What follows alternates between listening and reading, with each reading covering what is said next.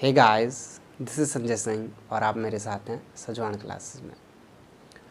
आज हम आपके सामने कोई पढ़ाई का पर्टिकुलर इशू लेके नहीं आए हैं।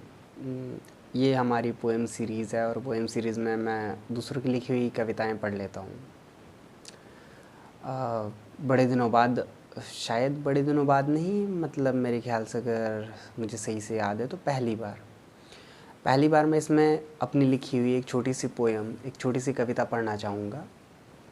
और ये छोटी सी पोएम, छोटी सी कविता मैंने अभी लिखी है। लिखने की थोड़ी बहुत आदत है तो इसलिए कभी कभी लिख लेते हैं।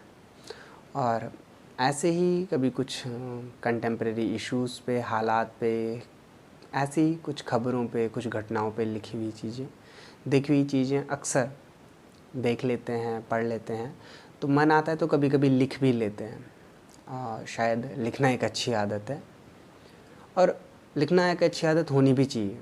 बहुत सारे लोगों को लिखने की आदतें होती हैं।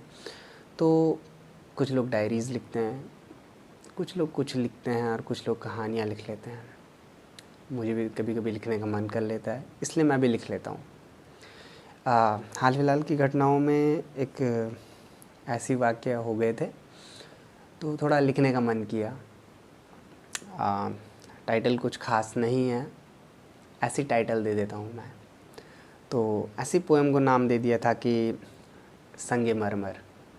संगमरमर के बारे में सभी आप लोग जानती हैं कि संगमरमर एक पत्थर है जिसे ताजमहल बना रखा था और बड़ा कीमती पत्थर होता है।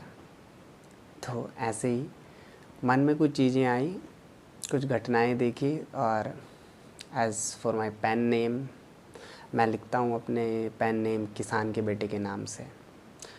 तो कुछ ऐसी चीज़ें मेरे दिमाग में भी आई कंटेम्प्रेरी हालात को देखकर, तो लिख लिया।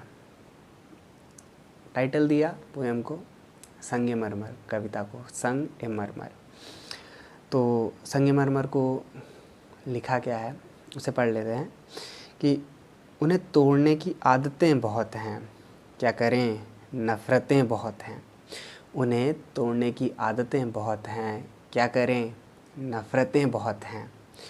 और गुलामों की बस्ती में ढह जाती हैं लाशें कई, और गुलामों की बस्ती में ढह जाती हैं लाशें कई। फिर भी कमाल है कि जीने की चाहतें बहुत हैं। फिर भी कमाल है कि जीने की चाहतें बहुत हैं। और लिख देते इबादतें हम भी, और लिख देते इबादतें हम भी, मगर मुकम्मल न हुई वो चाहतें बहुत हैं। और लिख देते इबादतें हम भी, मगर मुकम्मल न हुई वो चाहतें बहुत हैं।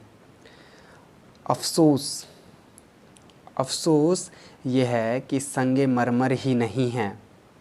अफ़सोस ये है कि संगे मरमर ही नहीं हैं, पर दिलों में मोहब्बतें बहुत हैं।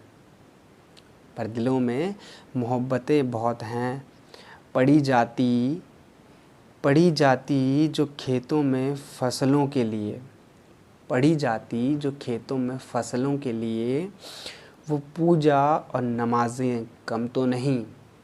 पड़ी जाती जो खेतों में फसलों के लिए, वो पूजा और नमाज़ें कम तो नहीं।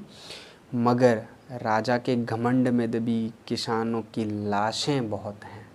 मगर राजा के घमंड में दबी किसानों की लाशें बहुत हैं।